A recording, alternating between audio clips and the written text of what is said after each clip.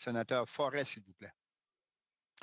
Merci, M. le Président. Merci, Mme la ministre, d'être parmi nous aujourd'hui. Écoutez, première question concerne, dans le budget 2021, on propose d'instaurer une taxe annuelle de 1 sur les immeubles résidentiels vacants ou sous-utilisés appartenant à des étrangers non résidents. Vous me connaissez? Dès qu'un niveau de gouvernement s'approche de l'assiette fiscale des municipalités qui est déjà tellement réduite par rapport à leurs responsabilités, je deviens très méfiant. Alors, lorsqu'il est question, d'une part, pour le fédéral de taxer la valeur des immeubles, j'ai hâte de connaître les modalités de cette taxe. On sait que la taxe foncière est le champ fiscal qui est normalement réservé aux municipalités.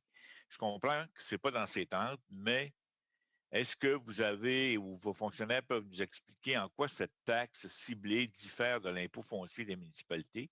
Et serait-il pas possible de laisser aux municipalités d'administrer cette taxe? Merci pour la question, Monsieur le Président. Est-ce que je peux commencer à répondre? Absolument, Madame.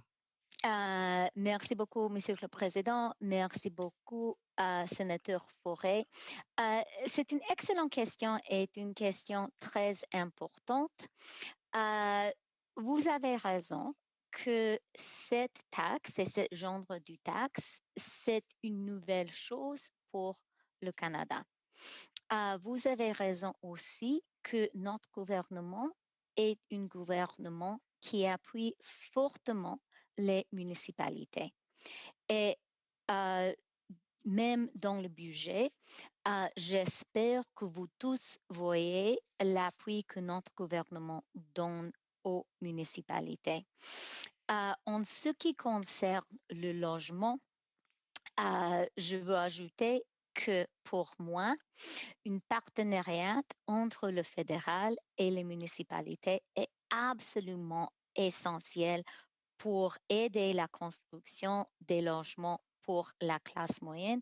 C'est un enjeu important pour le Canada.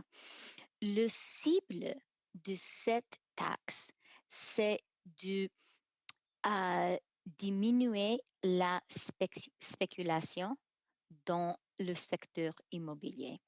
Notre gouvernement pense que c'est très important que les maisons, les appartements au Canada sont des espaces pour des familles canadiennes. Nous ne voulons pas que l'immobilier canadien devienne une classe d'investissement pour l'étranger et nous pensons qu'avoir des maisons vacantes dans le même temps, quand il y a des familles au Canada qui ont besoin d'une maison, ce n'est pas acceptable. C'est le cible de cette taxe. J'ai encore du temps, M. le Président. Oui, absolument. Vous avez encore 1 minute 50.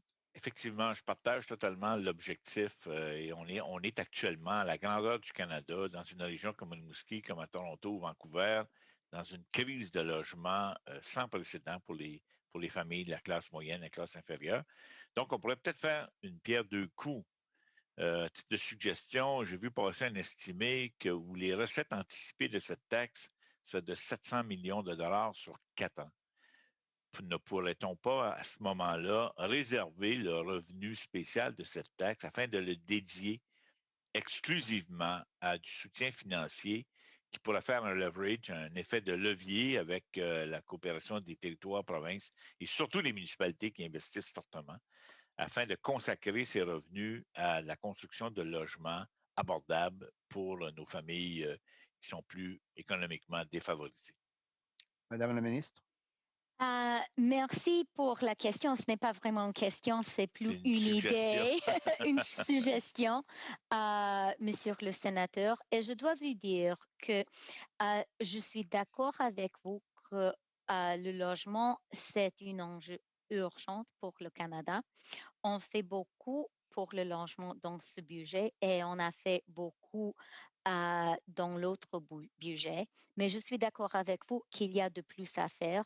Comme vous savez, notre gouvernement déjà a des fonds permanents pour les municipalités, mais c'est une suggestion intéressante et je veux dire à vous, monsieur le sénateur, mais à tous les sénateurs, que les idées que vous aviez concernant le logement seront très appréciées.